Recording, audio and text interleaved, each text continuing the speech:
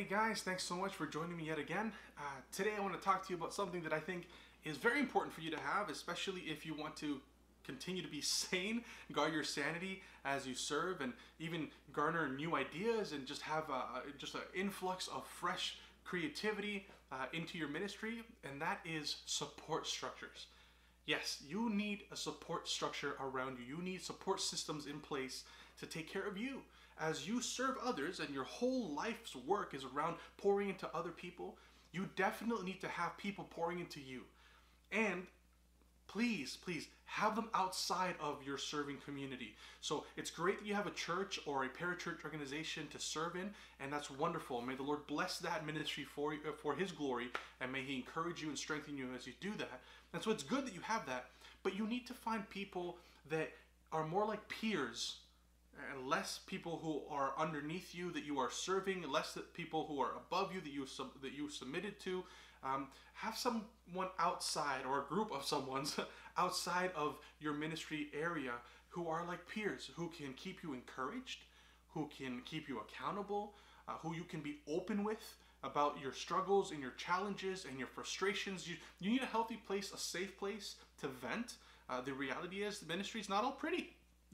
I said it. There's just some things about pastoral ministry that is frustrating. And if you don't learn to vocalize that in a safe way, where you can have people who will hear you out in love, maybe point out if you're wrong, maybe you're just like a little angry that day, maybe the coffee just wasn't strong enough, or they can hear you out and recommend gently maybe some things you can do to navigate that challenge.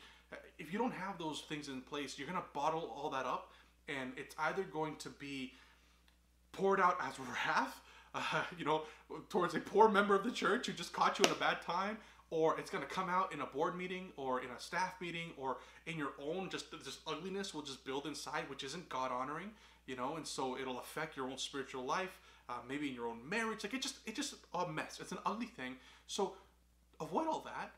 Have a good system in place of people outside of your church, godly people, Christians, mature believers who can handle the realities of your venting without crushing their faith, but also who can pour into you and just take your mind off of things and give you fresh ideas, give you perspective again. You need that. You really need to create a safe space for you. And if you have that in place, go to it. Utilize that resource that the Lord has made accessible to you. Utilize it well and frequently. It is okay. We're all in this together, and it's good to have people there who are going to help you. And so there are various ways to go about this. Maybe you are new to this whole ministry thing. Maybe you're even new to your particular fellowship. All right, whether that's, there are different denominations that have different fellowships that churches belong to, unless you're an independent, non-denominational. And so if you're new, great. Here's my tip to you. Most denominations, most fellowships have someone in charge of networking pastors together. Okay? And so reach out to anyone who's in charge of pastoral care for your denomination, or go to your fellowship conferences. I know we don't like the word conferences, or some people love it. Some people go to every conference. Maybe that's you. Great. But go to other events where other pastors are going to be present, so that you can network, so you can get to know these other men and women that God has called to ministry, that you can connect with them, so that you guys can build this camaraderie, you can build this support system. And so if you don't find it there, maybe you can build some in seminary. There's always good places there to build a network of people who can support you. Maybe you have a senior pastor or an older retired pastor who can point you in the direction of other support systems. There's a few there. And if not, honestly, then please, even cathartically through these videos, maybe through the comments, vocalize your challenges. Let us love one another, help one another, and build that, It is my hope to maybe one day build this into something that more of us can connect, even without the restrictions of geography. Maybe there's no one in your area. Maybe you really are just an isolated church. Well, praise God, He's put you there because people need the gospel. So let's get you some support, because you need a healthy place to just be honest and to be vulnerable, to ask questions that maybe, you think you'd look silly for asking in your church context.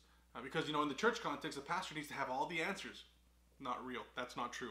But we feel that, right? We feel that pressure. And so maybe we don't feel safe expressing a certain confusion or frustration or vulnerability with something within the church context. Cool. take those frustrations, those questions, those curiosities, and go to another community where you can have someone navigate that with you, walk through life with you.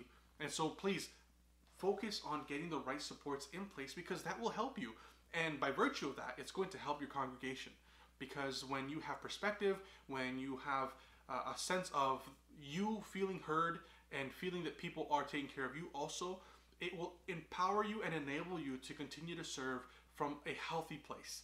So if you want to have effective ministry, if you want to have, again, faithful, long-term ministry, you really need to focus on and prioritize having support structures there to take care of you and to hear you out when things aren't always so good. And not just the negative. You need people to celebrate with you what God is doing in your life and in the ministry He's put you in. And so just get those things in place. It'll make things so much better. Okay, so thank you so much again for listening. I hope this has been encouraging to you. Again, if you know anyone who could benefit from these videos, please feel free to share it with them, because there's a lot of pastors out there struggling through things on their own. There's no need to. We're here to help you. That's what this is all about. All right, thank you so much. Take care.